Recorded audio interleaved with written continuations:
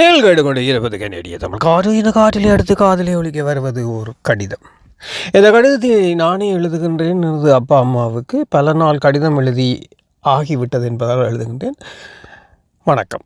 அன்புள்ள அப்பாவுக்கும் அம்மாவுக்கும் நான் எழுதி கொள்ளும் கடிதம்.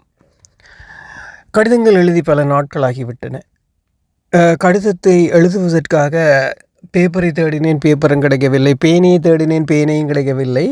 பென்சிலை தேடினேன், கிடைக்கவில்லை. கடைசியில் பேனை கிடைத்தது, ஒரு பேப்பரும் கிடைத்தது. எழுதுகின்ற போது கைகள் நடுங்குகின்றன. காரணம், பல நாட்களாகிவிட்டன நான் கடிதம் எழுதி. இப்போது எங்களது விஞ்ஞான வளர்ச்சியால் கடிதத்தை மட்டும் மறக்கவில்லை, நமது நல்ல வாழ்க்கையை கூட மறந்துவிட்டு திரிகின்றோம்.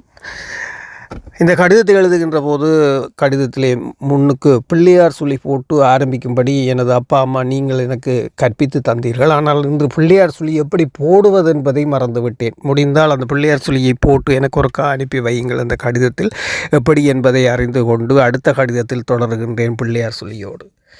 மறுபடி நாங்கள் இங்கு நல்ல சுகமாக இருக்கின்றோம் அப்பா அம்மா, நீங்கள் அங்கு எப்படி இருக்கின்றீர்கள்? எனக்கு கொஞ்சம் வேலை பழுது இருப்பதால் உங்களை வந்து சந்திக்க முடியவில்லை. எல்லா வேலைகளையும் முடித்துவிட்டு நிச்சயமாக உங்கள் இருவரையும் வந்து சந்தித்து உங்களோடு பேசுவேன். அதுவரை காத்திருங்கள். மற்றபடி இங்கு இப்போதெல்லாம் நினைப்பது போல் எம்மால் எந்த நாட்டிலும் வாழ முடியாது. காரணம் என்னவென்றால் விலைகள் எல்லாமே ஏற்றிவிட்டார்கள். இந்த விலை ஏற்றத்திற்கு அளவு சம்பளத்தின் உயர்வு இல்லை, சம்பளத்தை உயர்த்தவும் இல்லை. சம்பளம் இல்லாததால் நாங்கள் கஷ்டப்படுகின்றோம்.